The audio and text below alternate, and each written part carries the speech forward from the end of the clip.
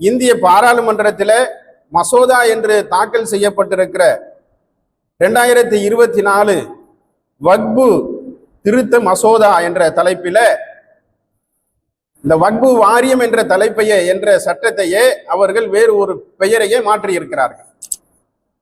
கிட்டத்தட்ட 1923 சுதந்திரம் பெறுவதற்கு முன்னதாக பிரிட்டிஷ் அரசாங்கத்திடம் அங்கீகாரம் பெற்று 1923 அதிகாரப்பூர்வமாக இந்தியாவில் வக்பு வாரியம் துவங்கப்பட்டது. இந்தியாவில் சுதந்திரத்திற்கு முன்பே இந்த வக்பு வாரியம் செயல்பட்டு கொண்டிருக்கிறது. சுதந்திர இந்தியாவில் 1954 இந்த வக்பு வாரிய சட்டம் திருத்தப்பட்டு இந்திய சட்டம் வந்துருச்சு இல்லையா, இந்தியன் பீனல் கோடு. இந்திய சட்டத்தின்படி திருத்தப்பட்டு 1954 அங்கீகாரம் பெறுகிறது.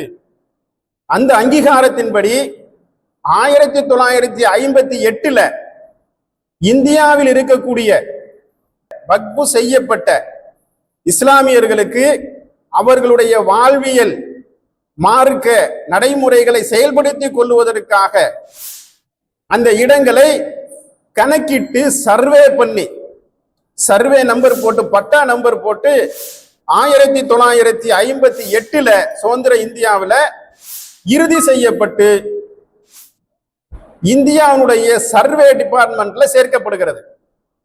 வக்பு வாரிய சொத்துக்கள் மட்டுமல்ல, இந்து கோயில்களுடைய சொத்துக்கள், ஜைனர்களுடைய சொத்துக்கள், சீக்கியர்களுடைய சொத்துக்கள், அனாதை சொத்துக்கள், புறம்போக்கு சொத்துக்கள், நீர்நிலைகள், கடலினுடைய எல்லை, ஆறுகளுடைய எல்லை, ஆறுகளுடைய நீளம் அகலம், குளம் குட்டைகள் ஏரிகளுடைய எல்லை, அதனுடைய அகலம் நீளம், இது எல்லாம் முழுமையாக கணக்கிடப்பட்டு 1958 இந்தியாவுடைய வரைபடம் முழுக்க பட்டாவிலே கொண்டு வரப்படுகிறது. அப்படி ஒரு இனமாக கொண்டு வரப்பட்டதுதான் இந்த வக்பு வாரியத்தினுடைய சொத்துக்கள்.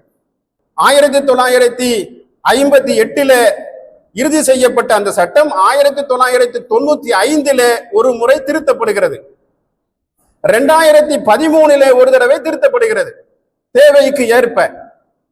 ஏன் என்று சொன்னால், இதற்கு இடையில வக்பு வாரியத்தினுடைய சொத்துக்களை ஆங்காங்க இருக்கக்கூடிய நிலச்சுரந்தார்கள், ஆட்சி அதிகாரம் பெற்றவர்கள், அரசியல்வாதிகள், ரவுடிகள், இப்படி யாரெல்லாம் சக்தி மிக்கவர்களாக சமூகத்தில் சக்தி மிக்கவர்களாக இருக்கிறார்களோ அவர்கள் எல்லாம் அதை ஆக்கிரமித்து அதிலிருந்து வரக்கூடிய வருமானங்களை தின்று கொண்டு அதனுடன் வரக்கூடிய வருமானங்களை இந்த முஸ்லிம் சமூகத்திடம் சேர்க்காமல் கபலீகரம் செய்து கொண்டிருந்தார்கள்.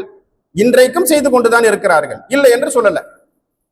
அதை திருத்துவதற்காக சட்டத்தை திருத்துகிறார்கள். 2013 மிக கடுமையான சட்டத்தை இந்த வக்பு வாரியத்திற்கு கொடுக்கிறாங்க.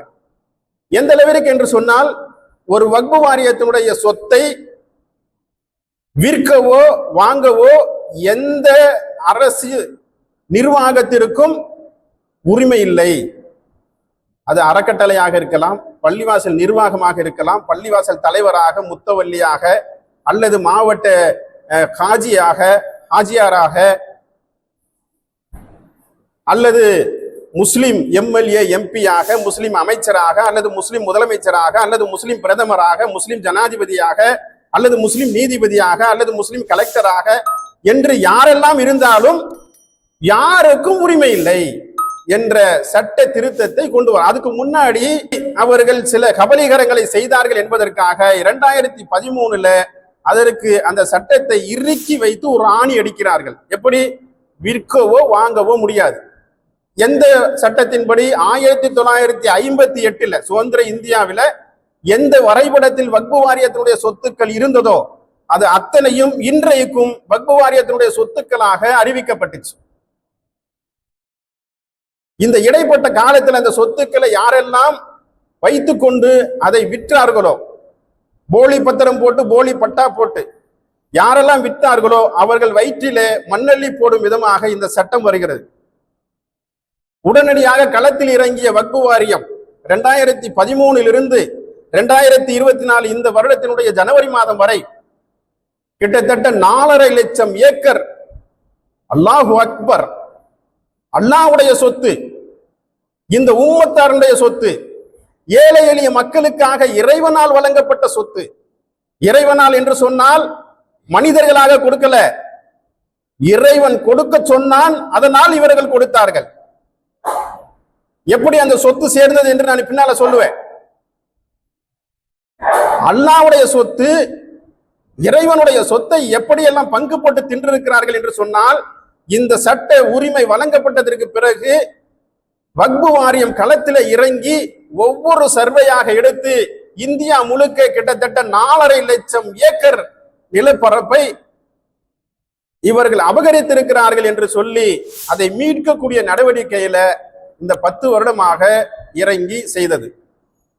அதன் காரணமாகத்தான் இந்த சொத்தினுடைய பெரும் பகுதியை யாரெல்லாம் விழுங்கி இருக்கிறார்கள், தின்று இருக்கிறார்கள், கபலீகரம் செய்திருக்கிறார்கள் என்பதனை இதன் மூலம் பார்த்து கொள்ளலாம்.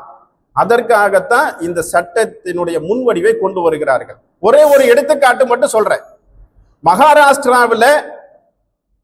மகாராஷ்டிராவில் இன்றைக்கு உலகத்தினுடைய பெரும் பணக்காரர் என்று சொல்லக்கூடிய அம்பானியினுடைய வீடு மகாராஷ்டிரா மாநிலத்தினுடைய வக்பு வாரியத்திற்கு கீழ் இருக்கக்கூடிய சொத்துக்களில் ஒன்று. 1958 கணக்கின்படி